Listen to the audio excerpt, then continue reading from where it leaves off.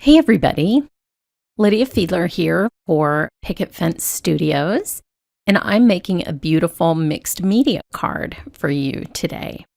I'm using this dragon fruit stamp set. This is a big background size stamp set, and you have tons of room to watercolor or color with another medium. I love that about Picket Fence images because I like my watercolored images large. Now I have some Daffodil paper glaze, and I'm using this with one of our new stencils over an old gel press print of mine. I just dug it out from my old stack of prints that I saved. And I'm not going to completely cover the whole Slimline card front with this. This is a Slimline stencil, and she has many more. So I'd encourage you to head over to the link below and look at what other Slimline stencils are new today. But I just want the paper glaze here and there and not covering the whole card front. Now be sure and rinse your stencils and tools off because paper glaze dries quickly, which is a great feature of it. Just clean your tools. And you can see this beautiful shimmery pattern that I have now on top of this print. Now this is a Slimline card. People do these in different sizes. The size on screen is the size that I like to use. Fits in a number 10 envelope. And now I will very quickly watercolor these dragon fruit images. I'm using the C split from my Daniel Smith watercolor split group on Facebook. This is the one that I go to the most often for botanicals because it has these beautiful quinacridones in it, lots of great greens for foliage. And I'll be using quinacridone pink and serpentine and quinacridone deep gold for this image. Now I'm doing a wet on wet technique, which this image makes this so easy. So all the blending is kind of done for me. So in order to do that, I'm just coating the entire image with clean water. You want a good amount of water if you're sitting in the air conditioning like I am, just so that the paper will stay wet long enough for you to get the colors to blend themselves. These are stamped with Picket Fence hybrid ink onto Fabriano cold press watercolor paper. Watercolor paper has to be 100% cotton to really be true watercolor paper.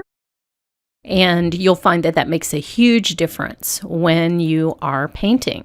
If it doesn't say 100% cotton on it, it's not 100% cotton. And that probably means it's more of a water-friendly paper than a true watercolor paper. And you won't get as good results with actually watercoloring as you will on 100% cotton watercolor paper. Now, isn't that quinacridone pink just gorgeous? Exactly how a dragon fruit looks. I think is the perfect color for this. And I'm just adding a little bit of serpentine to the ends of those. I don't know if they're petals. I don't know what you would technically call that. This isn't a fruit that we see a lot here. But I looked up some pictures of dragon fruit just on an image search. And this is the way they were colored the most often. So that's what I'm going to do. Now letting the green blend into the pink because the watercolor paper is wet gives it that very natural look. In nature, colors do blend together. They're not just sitting there separate. There's usually some kind of a gradation of color on a fruit like this. And this is such an easy way to do it. And you'll see it's a very quick card to put together.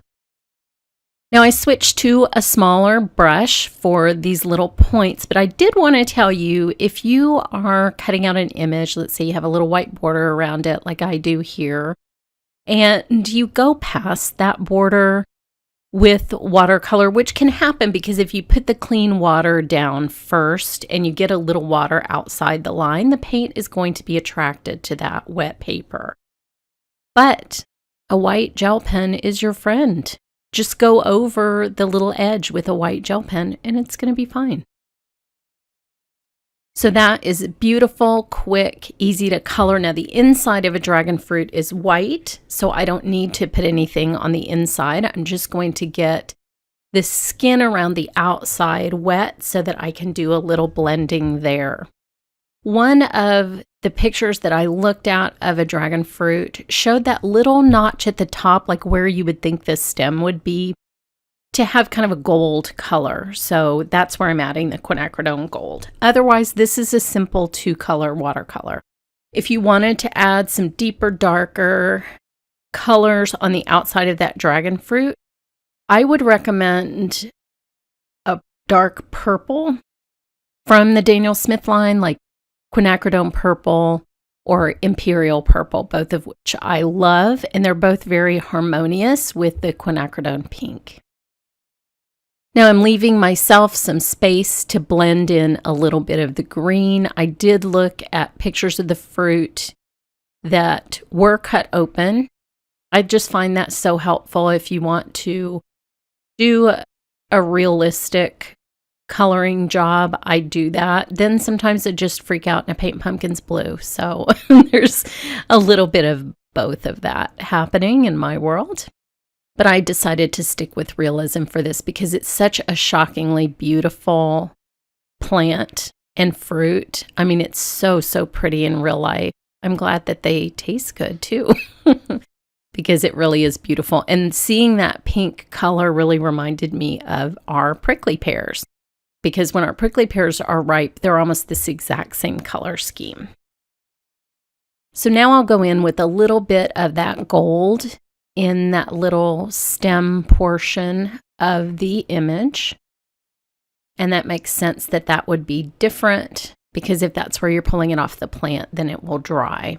And I'll add a little bit of that gold just here and there around the edge of the image as well, just because it's a pretty color. And I do typically add gold to my floral and botanical images. Now that I am finished with that, I'm going to let it dry, but I just wanted to show you what the layout is going to look like and how these images are sized. They're sized so perfectly for a slimline card. I'll have one standing up and one tipped over, as you can see here on that beautiful paper glaze background. Supplies are listed below for everything I used in the video, and thanks so much for watching.